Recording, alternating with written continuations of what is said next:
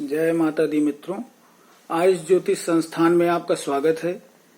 मित्रों, षोडश वर्ग कुंडली के अंतर्गत आज हम चर्चा करेंगे सप्तविशांश कुंडली का क्या महत्व है, सप्तविशांश कुंडली कैसे देखी जाती है।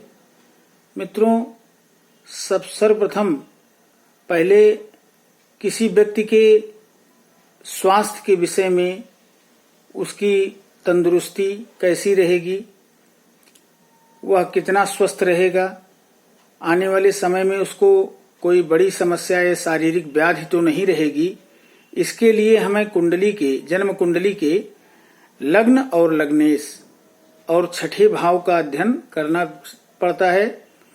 पहले हम छठे भाव से, चूंकि यह रोग भाव है, इसलिए हम पहले जन्म कुंडली के लग्न और लग्नेश का अध्ययन करते हैं। वो कहाँ पर बैठे हैं, किस भाव के स्वामी हैं, जिस भाव में बैठे हैं वह कैसा है, उस भाव में कौन सी राशि है, और छठे भाव का अध्ययन करते हैं कि छठा भाव कहाँ, उसका स्वामी कहाँ बैठा है, किस राशि का होके बैठा है, कहीं 6, 8, 12 भावों में तो नहीं बैठा है, या कहीं नीच का होके तो नहीं बैठा है। उसके बाद मित्रों हम सूर्य, मंगल और चंद्र की स्थिति भी देखते हैं, क्योंकि सूर्य आत्मा का कारक है और सूर्य से हम शरीर की रोग प्रतिरोधक क्षमता को भी देखते हैं। अगर सूर्य कुंडली में अच्छी स्थिति में है और अच्छे भाव के स्वामी होकर के बैठा है तो अच्छा माना जाता है। मंगल को भी हम देखते हैं कि व्यक्ति अंदर से कितना स्ट्रांग होगा, कितना बलिष्ठ होगा।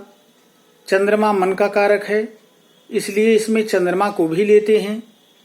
तो पहले हम जन्म कुंडली में लग्न और लग्नेश की स्थिति, उसके बाद छठे भाव की क्या स्थिति है, उसके बाद सूर्य, मंगल और चंद्रमा को देखते हैं।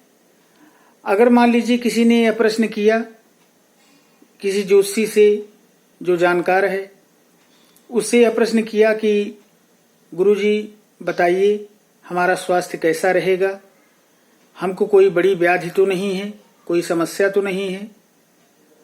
तो सर्वप्रथम यह प्रश्न जब उठता है तो हमको उस व्यक्ति के जन्म कुंडली के, यानी कि लग्न और लग्नेश की स्थिति, छठे भाव के स्वामी की स्थिति, षष्ठ भाव और षष्ठेश की स्थिति, सूर्य, मंगल और चंद्र की स्थिति को भी देखना होता है। मित्रों, अगर लग्न और लग्नेश सही है, लग्न पर अच्छे भाव, लग्न पर कोई अच्छा ग्रह बैठा हुआ है और लग्नेश भी अच्छे भावों के स्वामी होकर के कहीं विराजमान हैं, तो वह व्यक्ति स्वस्थ, तंदुरुस्त और प्रसन्नचित्त रहेगा। और छठे भाव से, छठे भाव का स्वामी कुंडली में कहाँ बैठा है, वह अगर कुंडली में मजबूत अवस्था में बैठा है, केंद्र या त्रिकोण में बैठा है, या 2 या 11 का होकर के बैठा है, 2 या 11 भाव के स्वामी वहीं पर बैठा हुआ है, तो मित्रों वह व्यक्ति बहुत ही जल्दी से, उसको कोई समस्या नहीं होगी, शारीरिक व्याधि नहीं होगी। वैसे तो हल्की फुल्की सर्दी, जुखाम, बुखार से व्यक्ति वैसे ही सीजनल समस्याओं से पीड़ित रहता है, लेकिन कोई बुरा प्रभाव उसके शरीर पर या क्या कहते हैं, आने वाली बड़ी समस्या जैसे लीवर प्रॉब्लम, किडनी की समस्या या कोई बड़ी शारीरिक व्याधि, कैंसर, इस तरीके की कोई बड़ी समस्या नहीं होगी।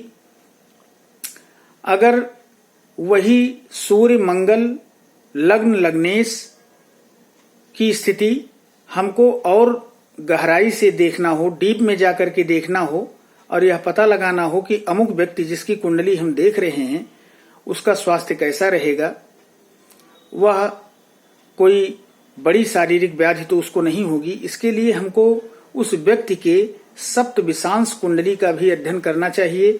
इसमें भी हमको लग्न और लग्नेश की स्थिति, छठे भाव की स्थिति, सूर्य मंगल और चंद्र की स्थिति देखना अति आवश्यक है। तो जिस तरीके से लग्न कुंडली में लग्न और लग्नेश की स्थिति बढ़िया है, षष्ठेश की स्थिति अच्छी है, यानी छठा भाव और छठे भाव के स्वामी सूर्य मंगल चंद्र की स्थिति बढ़िया है, वैसे ही सेम टू सेम अगर सप्तविशांश कुंडली में भी वही पोजीशन है, अपने उच्च राशि में सूर्य मंगल या चंद्र विराजमान है, मित्र राशि में है, उच्च के होकर के अच्छे भाव में बैठे हैं, केंद्र या त्रिकोण में बैठे हैं, 2 या 11 में बैठे हैं, तो मित्रों उस व्यक्ति का स्वास्थ्य बहुत अच्छा होगा। वह जो है बहुत ही स्वस्थ तंदुरुस्त व्यक्ति होगा, उसे कोई बड़ी शारीरिक व्याधि नहीं होगी। तो पहले तो ये हो गया। दूसरा D27 यानी कि सप्तविशांश कुंडली, जिसको अभी हम चर्चा जिसकी कर रहे हैं, उसको हम लोग शॉर्ट फॉर्म में कहते हैं D27 यानी सप्तविशांश कुंडली। तो मित्रों अगर D27 कुंडली में दोनों ही जन्म कुंडली और सप्तविशांश कुंडली दोनों ही भाव वर्गोत्तमी दोनों ग्रह हो जाते, भाव वर्गोत्तमी होते हैं या राशि वर्गोत्तमी होते हैं, तब भी बहुत अच्छा माना जाता है। और ऐसा व्यक्ति जो है हृष्ट पुष्ट रहेगा, शरीर से काफी बलशाली होगा, प्रसन्नचित्त रहेगा, कोई बड़ी व्याधि नहीं होगी। नंबर 2 ये हो गया। नंबर 3 हम आपको बताते हैं मित्रों, अगर सूर्य के साथ मंगल 10वें भाव में D27 कुंडली में विराजमान है और उच्च राशि का होकर के है बैठा है, तब मित्रों बहुत अच्छा माना जाता है। ऐसा व्यक्ति जो है उसको कोई गंभीर बीमारी या कोई बड़ी समस्या नहीं होगी, वह स्वस्थ रहेगा, क्योंकि सूर्य मंगल की स्थिति, चंद्रमा की भी स्थिति अगर D27 चार्ट में अपनी उच्च राशि में, केंद्र में या त्रिकोण में 2 या 11 भाव में बैठे हैं तो बहुत अच्छा माना जाता है। ऐसे व्यक्ति का मन मस्तिष्क बहुत अच्छे तरीके से काम करता है, जो भी काम करेगा बहुत ही सोच विचार के निर्णय लेकर के। अगर मान लीजिए उसको कुंडली के जन्म कुंडली में भी स्थिति ठीक नहीं है, सूर्य की, मंगल की, चंद्रमा की, षष्ठ भाव के स्वामी की स्थिति नहीं सही है, लग्न और लग्नेश की स्थिति भी लग्न कुंडली में ठीक नहीं है, लेकिन सेम टू सेम यही कंडीशन अगर सप्तविशांश कुंडली में भी देखने को मिल रही है, तो ऐसा व्यक्ति जो है जीवन में बहुत परेशान होता है। उसको अगर मान लीजिए कि षष्ठ भाव का स्वामी मंगल निर्बल होकर के कहीं बैठा है, पाप पीड़ित अवस्था में है, या 6, 8, 12 का होके बैठा है, तो मित्रों वह व्यक्ति जो है जीवन में शारीरिक व्याधियों से परेशान रहता है, ऑपरेशन की नौबत आती है, उसको पेट में जैसे लीवर की प्रॉब्लम आती है, बहुत परेशान होता है। तो हमको इसीलिए लग्न कुंडली के साथ साथ सप्तविशांश कुंडली भी देखना अति आवश्यक है। मान लीजिए इसमें नक्षत्र का भी अध्ययन हम करते हैं और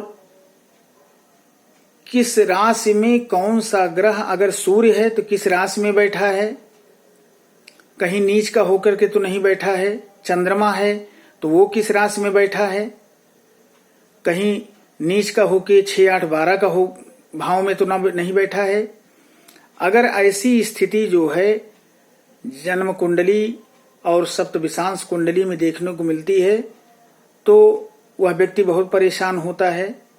और जब इन ग्रहों की महादशा, अंतर्दशा और प्रत्यंतर दशा चलती है तो व्यक्ति इन महादशाओं में, प्रत्यंतर दशा में अत्यधिक परेशान रहता है और उसी समय यह कंडीशन सामने आती है मित्रों कि ऑपरेशन की नौबत आ जाती है या व्यक्ति काफी दिनों तक बीमार रहता है, गंभीर व्याधियां उसे, गंभीर व्याधि परेशान करती है, रोगों से त्रस्त रहता है।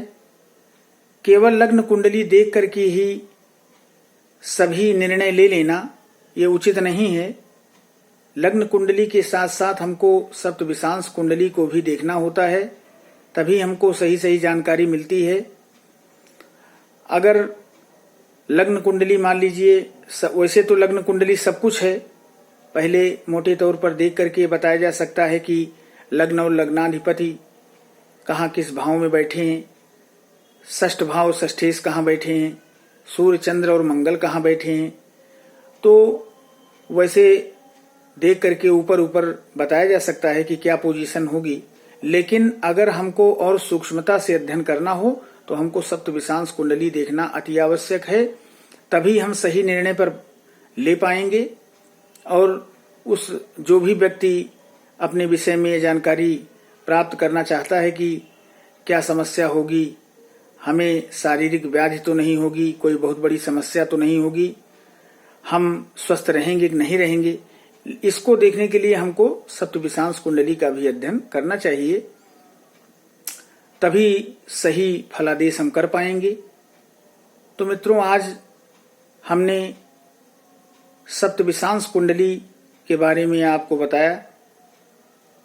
आशा करते हैं कि यह वीडियो आपको पसंद आया होगा। तो हमारे इस चैनल को सब्सक्राइब कीजिए, बेल आइकन अवश्य दबाइए ताकि हमारे आने वाली वीडियो आप देख सकें। शेयर कीजिए और सब्सक्राइब कीजिए, लाइक कीजिए। धन्यवाद। जय माता दी।